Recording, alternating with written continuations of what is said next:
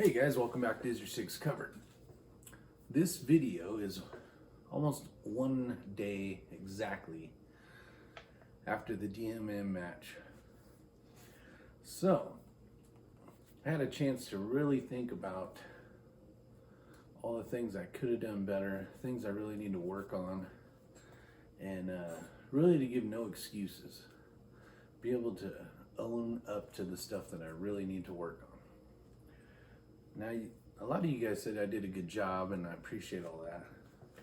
But the thing is I could have done a lot better with the list here. So I came up with a list, and I kind of did it as being a supervisor and critiquing or giving an annual review on things that I need to work on. So it's kind of me talking to myself.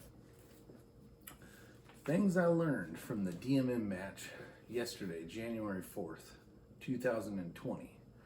Now, this was my first one, but I got a long list here. So this video is going to be something that I think you as a person and a shooter, if you want to do something like this, really need to ask yourself if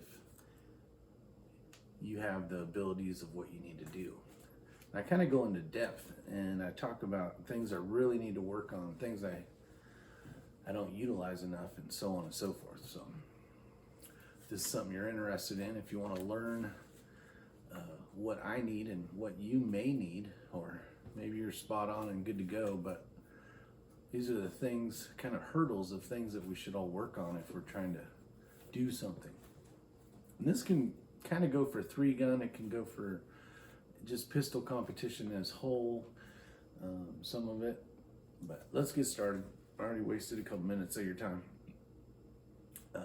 I need to work on sling familiarization. So I don't own a sling. I do own a sling. It's a one point sling, but I don't use that ever. And I used a 2-point sling because that was beneficial for me.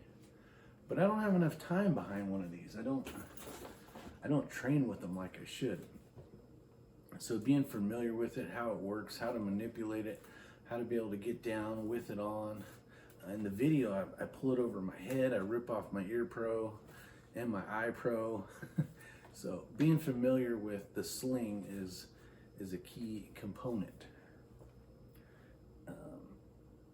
Need more time with the shooting bags. So I just got these. I got these as we were headed out there Friday.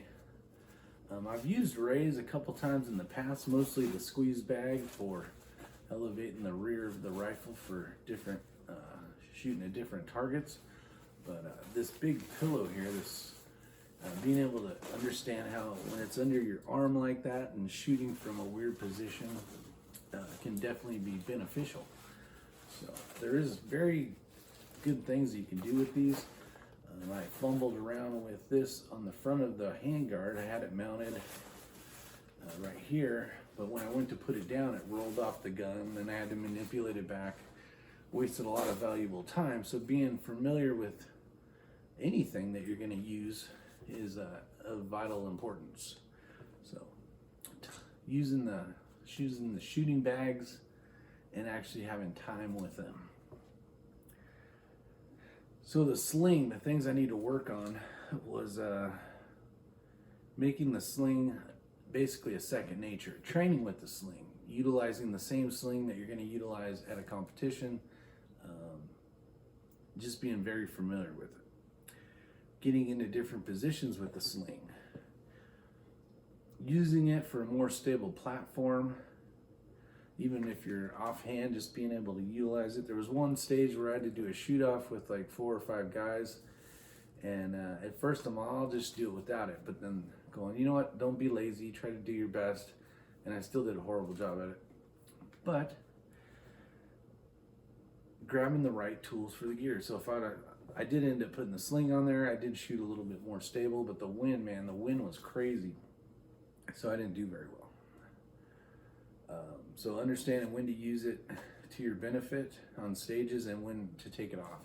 So the first stage, which was stage 3, the pond one, where I ran back and forth, I had the sling on there, and I didn't need the sling. It actually got in the way when I was trying to get the mag in, and it was kind of a pain in the ass. So on that one, I should have said, you know what, Rick, take this thing off, and you're not going to use it here, so get rid of it, and then it won't be hindrance.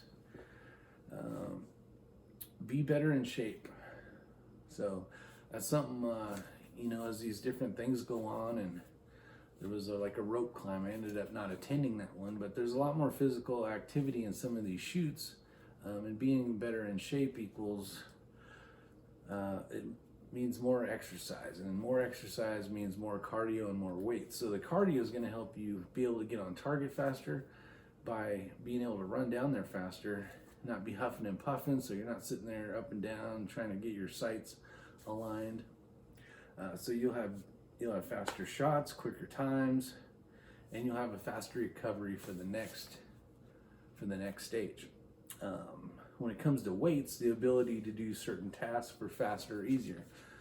Example could be climbing the rope, being a little bit stronger, a little bit faster, being able to flip tires over, being able to pull tires, being able to carry more buckets, whatever the case is, being stronger, being mentally stronger as well. Seating the mags.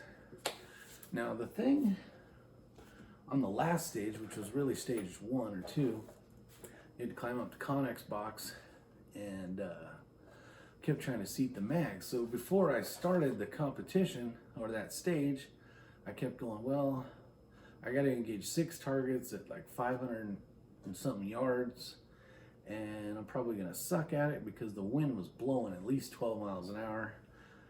So if I bring the 30 round mag, because I know I didn't have time to do a mag change, and this is not an excuse, but I decided, okay, I'll just load up a 20. That way, depending on the position, I'll be able to get farther back to shoot farther out.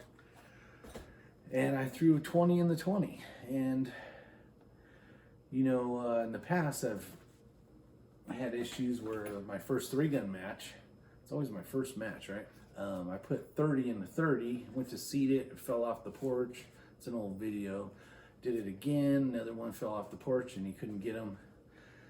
So with that said, I should have had my head, but I remembered I'm going to seat this magazine. I'm going to seat it well so I don't have to worry about it. Well, the bolt's down as you're getting on the position, and went to seat it. It didn't seat, fell out, grabbed it again.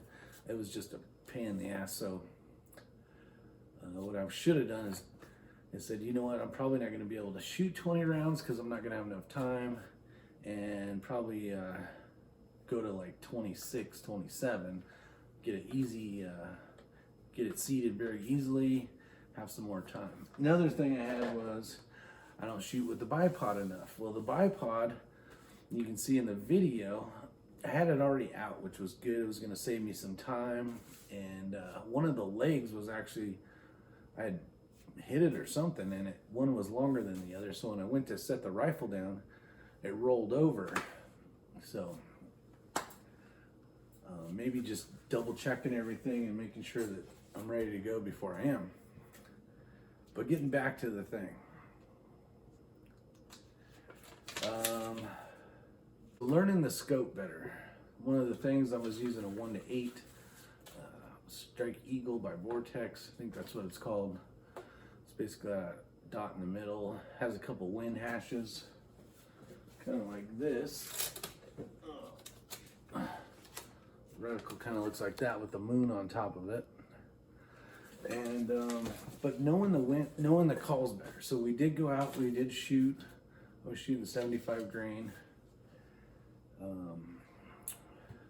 but with the wind and everything, being able to really know what your holds are going to be for yardages, and really know, especially during the wind, understanding the reticle and your wind holds better. And then obviously practice. Items I need a sling still, and I need a bipod as well. So those are 2 of the things that I borrowed from X-Ring.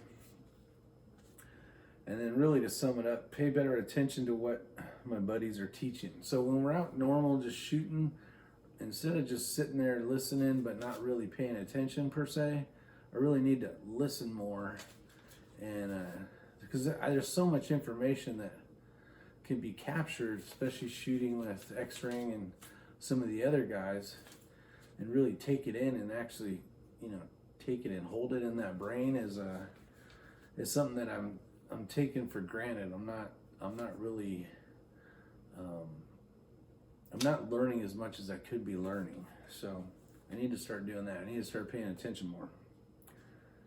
Let's see. Remembering to grab the pillow. So there's one stage where I had to climb up into like a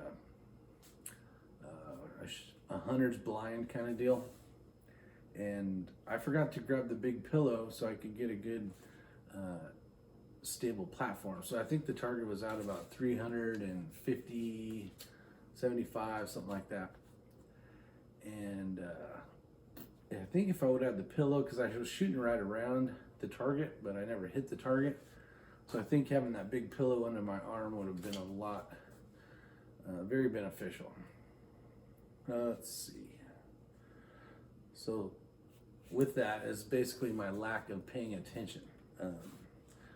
Forgetting that object is my lack of paying attention, or a lack of paying attention to detail, I should say. So last, counting on buddies to help with advice. I should be doing a better job trying to figure it out instead of asking questions there. Now, there's nothing wrong with asking your buddies what you think, or what do you think about this, but I need to really pretend they're not there per se, come up with my plan, and then double check it instead of just going, I could grow as a shooter faster. What if my buddies weren't shooting that day and I decided I wanted to go shoot? I would have to, all those little extra things of trying to figure out would be of importance. So like I said, last, counting on buddies to help with advice. I should have been doing a better job trying to figure it out instead of asking questions there. I should be learning this offhand when we're screwing off and we're at the range just having fun, and then I should be better at trying to figure out what my game plan is, how I want to run it, or whatever the case is. And I do appreciate all the information that they are helping me with. And I'm sure they don't mind helping me, but I think I could grow faster as a shooter if I at least put more effort into trying to figure it out myself. So, kind of recap, I guess.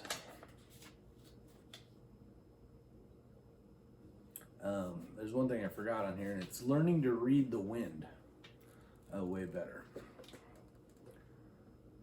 As a person that's learning this and just getting into it, there's a lot of wind everywhere. You could sit there and say, look at the trees and see what you got. What do you think it is?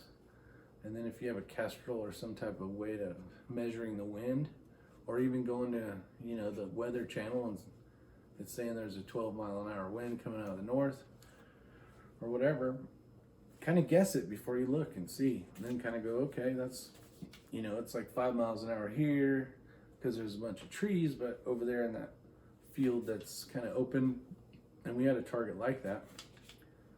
Over there, it's probably blowing a little bit more because there's less structure to block the wind. So those are the things that I got to sit there for a whole 24 hours and think about.